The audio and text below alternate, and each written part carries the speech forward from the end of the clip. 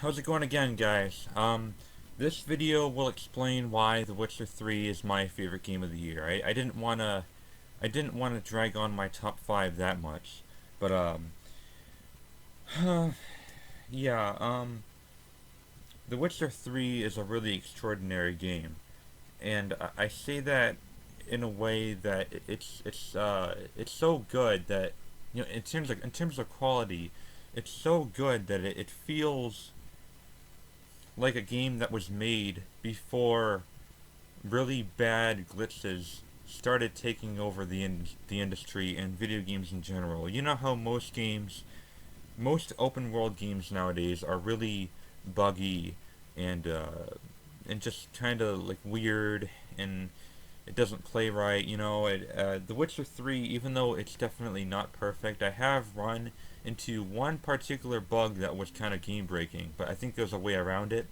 Um, there's really nothing wrong with it. It's just a really well crafted, just a very beautiful game.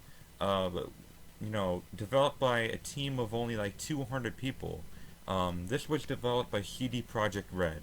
There's only like 200 people in that development company, and they made this game in like literally 3 years tops, including everything. And it just amazes me how hard working they were. I mean, I guess the main reason I'm gonna try cutting to the chase. I think the main reason why The Witcher 3 is my favorite game of the year is because it is the only game it is the only game by design that hasn't given me one disappointment so far. Let me give you an example of that. Let me compare this. I'm stuttering a lot because I'm kind of nervous about talking and comparing games that shouldn't really be compared, but I kind of have to in order to explain why The Witcher 3 is the best one, is comparison. Let's compare it to the other four games that I really loved. Starting with Rocket League. I really loved Rocket League. It was a very it was innovative in it, and it was fun, and it was just a little $20 racing, competitive multiplayer, just really fun in general. But there wasn't much to it. There's like wasn't really much to it. It's if you enjoy the game, you're gonna play it for like a week or two. But if you don't really enjoy it, the few people who might not enjoy it will only play it for like one day. There's really not much content involved, and for $20, it's still worth it. But it's Rocket League. There's nothing special about it. It is my favorite independent game of the year, but that's it. It's Rocket League. If I had played more games this year, like Rise of the Tomb Raider or Mortal Kombat X, it might not be in the top five. All right, and now for Bloodborne.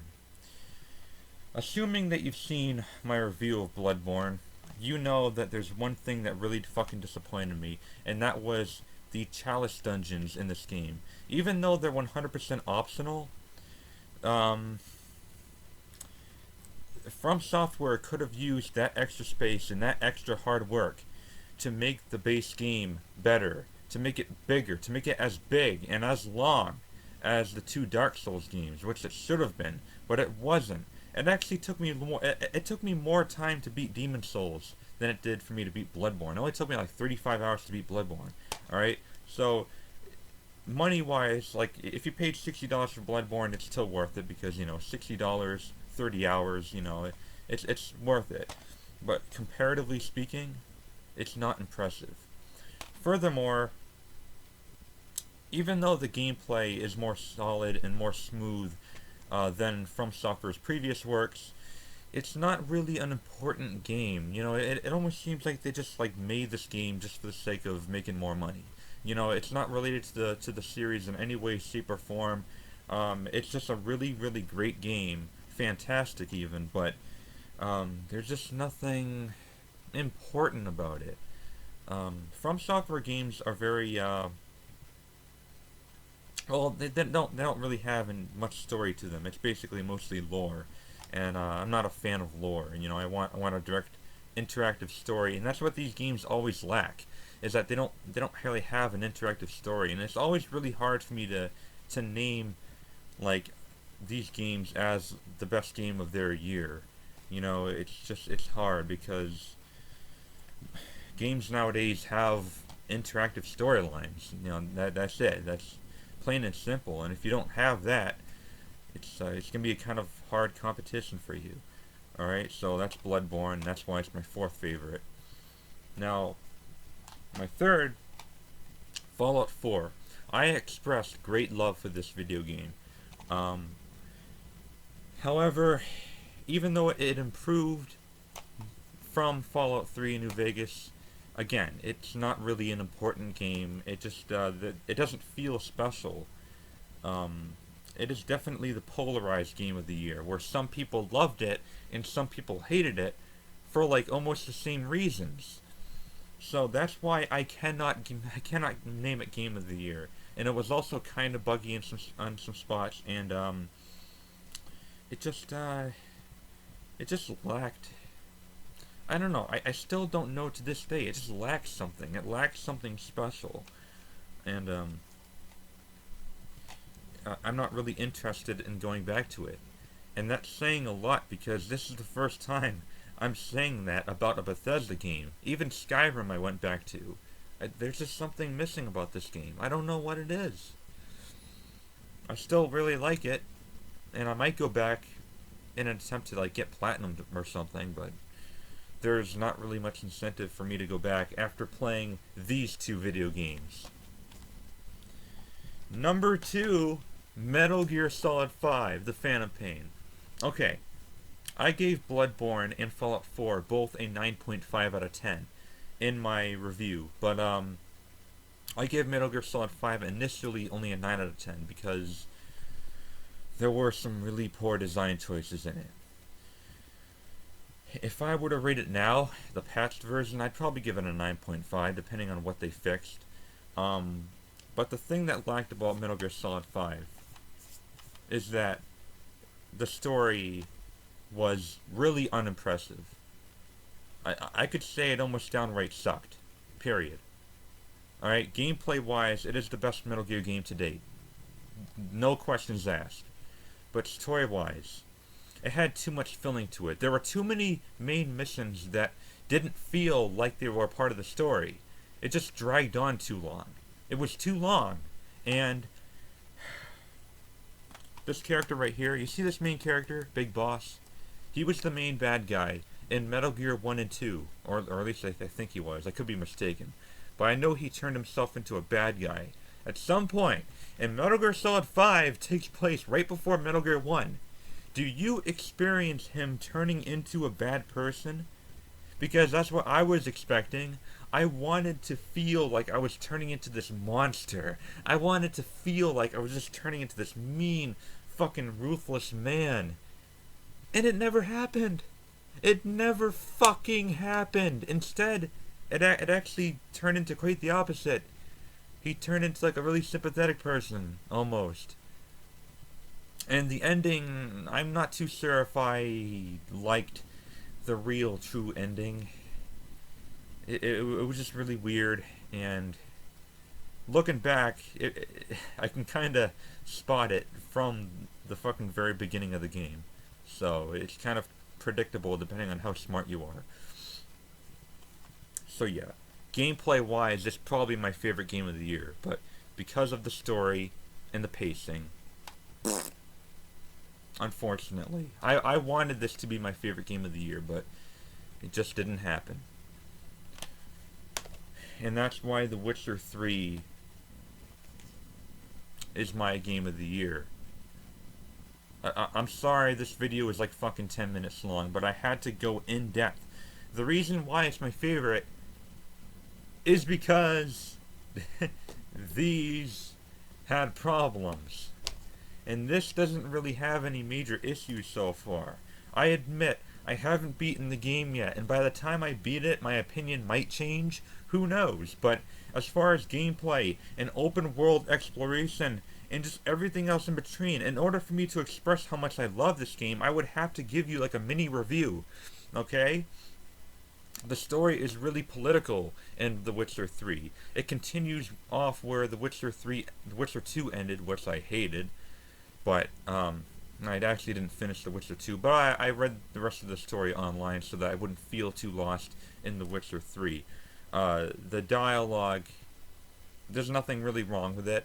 Oh, and since this game came out in Poland, you can actually change the language to Polish if you want to make it feel more authentic to the developers and well, the developers. And there's also aside from English and Polish, there's also Portuguese for some reason and French.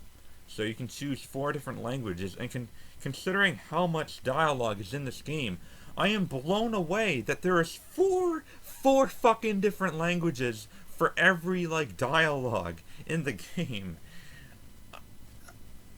I am blown away at how hard CD Projekt Red worked on making this game. Okay, the combat is great. It is a very challenging video game. I mean, it makes Bloodborne look easy sometimes. Um, and the open world is fucking huge. It is so big. It's a lot bigger than Fallout 4, I can tell you that much.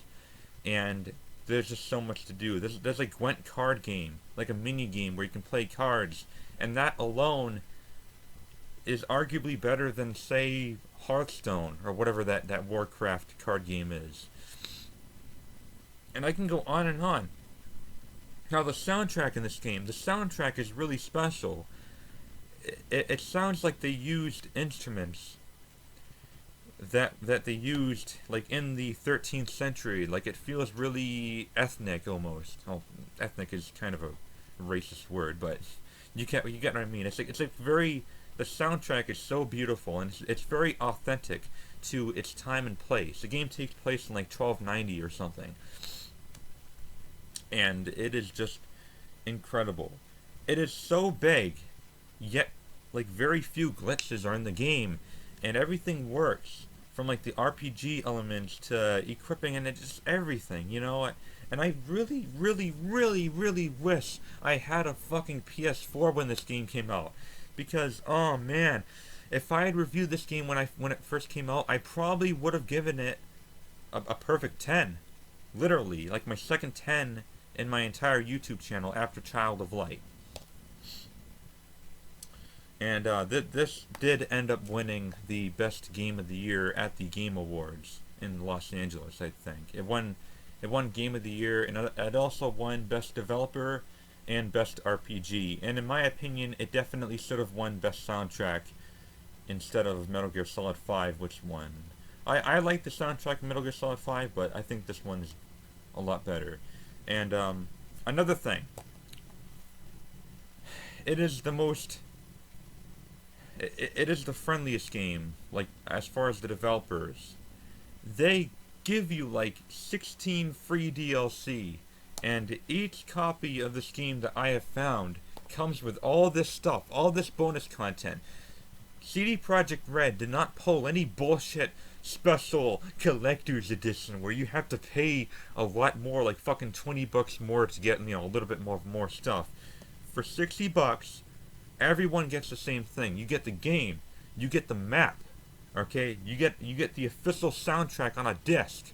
You get the wolf head stickers, which unfortunately I got this used from a friend, and I think he already used the wolf head stickers, but and it's so awesome. And it also comes with a Witcher Universe booklet, a compendium, they call it. And it is just great. I really wish I could say more, but so far, I haven't beaten the game yet, and I actually did just buy the expansion pass, where I can play the 2 expansions to the game. The second one comes out next month or something, or 2 months from now, and I'll definitely review that for you guys. And I guess that's why The Witcher 3 is my game of the year. It has the most content. It has the most available DLC for free. It is the best $60 package of 2015. You know what I'm saying? Even though it's actually not $60 anymore. I think it's like 50 now. You can get it for like 50 or even, maybe even as cheap as 40 um, in any store now because it came out way back in like May. So yeah. What was I gonna say? Oh yeah, I am so used. I am so used to playing piece of shit Western RPGs where they're buggy as fuck and they're barely playable, and I'm so used to that to the point where my standards have gotten so much like lower, like like oh well, this game is kind of playable like Two Worlds, but it's still pretty fun. Like no, that's not an excuse. If a game has bugs, really bad bugs, and if it hardly works, then you better give it a bad score. This is not a Western RPG, so don't mistake it for a Western RPG just because it has a medieval theme to it.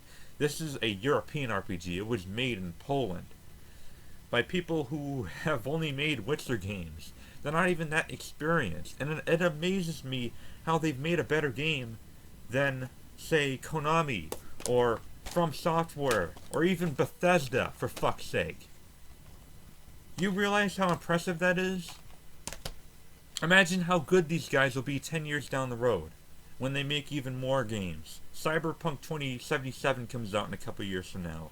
I'm definitely going to get it after playing this game. So I trust these developers now. Whereas, well, Konami is kind of finished. From Software is getting a little repetitive with their works. And Bethesda just kind of refuses to learn from their mistakes almost. So, Uh, The Witcher 3 feels like. I don't think you're going to understand this until I actually explain it. The Witcher 3 feels like a PS2 game. Because back in the 6th generation, there weren't that many games that were considered good, that were buggy. Back then, if a game was buggy and if things didn't work, it was considered a bad game. The good games were the games that worked. If Skyrim had come out, if Elder Scrolls V Skyrim had come out 5 years before, or 6 or 7 years before, it'd probably be considered a bad game because back then they didn't patch games. They couldn't. When a game came out at release, that's what the game was going to be forever.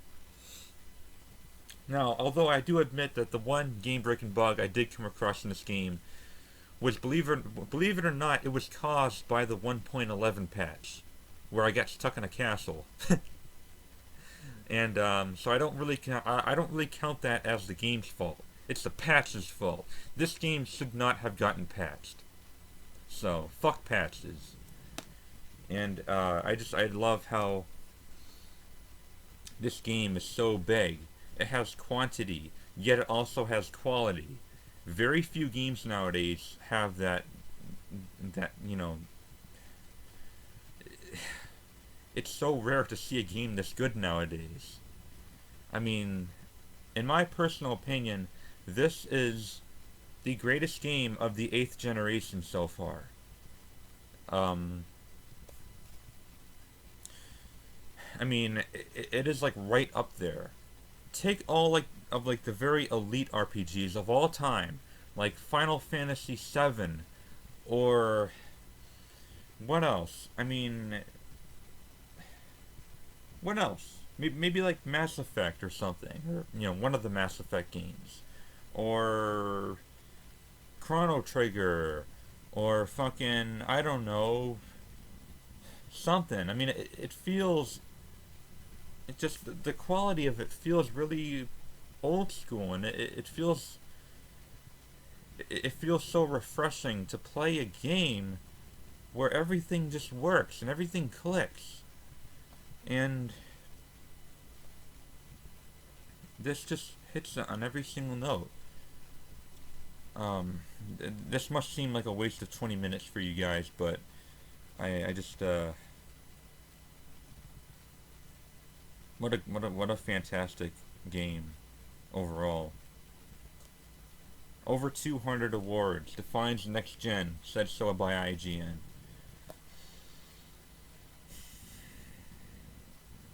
So I guess that's the reason why The Witcher 3 Wild Hunt long story short, maybe I should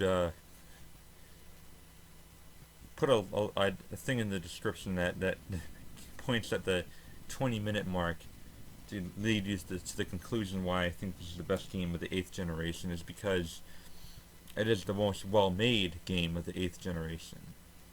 Um, and that's that. This is the shittiest generation that I've seen so far in terms of video game quality and rushing video games out the door. You know, where first-person shooters are too short and RPGs are too buggy. This game is so ridiculously long. It is absurdly big. It's very challenging. And there's hardly any bugs in it. And the graphics are amazing. And I heard the draw distance was even better on the PC version. Combine all those good qualities into a 3-year developed game by only 200 people. And that is the best game of the year. That deserves it. This game is game of the year. That shouldn't be considered an opinion. Whether you enjoy Metal Gear Solid 5 more, or Bloodborne more, or perhaps you are more of a Bethesda fan and you like the format of Fallout or Elder Scrolls more, that's great, that's your opinion, but I'm talking about real quality here, real well-craftsmanship in making a video game, designing a video game. The Witcher 3 has it all. Checkmark every good thing that makes a video game. The Witcher 3 has it. This is the best game I have ever played in a very, very long time. And probably one of my favorite games of all time now. I'm not joking. It's probably like in my top 10 favorite games ever. Alright?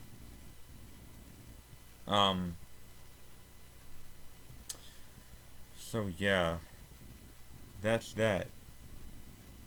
I can't really think of anything bad about it. Like I said, I probably would have given it a 10 on GamerGod's Fail. So, yeah. It's just so ironic, and it's so stupid how, of all the games I reviewed this year, The Witcher 3 is my favorite one in my top 5 that I didn't review because I couldn't. Because I didn't get the game until like November. Shit.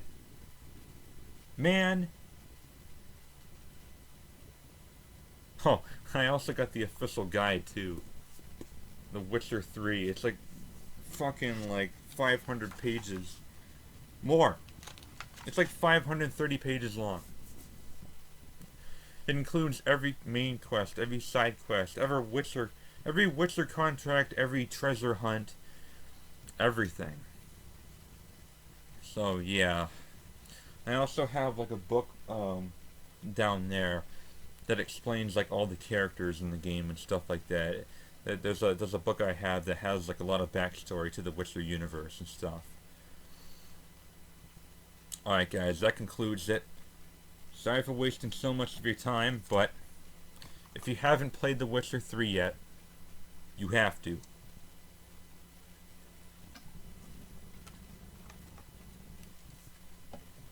Unbelievable. This game is unbelievably good. Thank you very much for watching. And have a happy new year.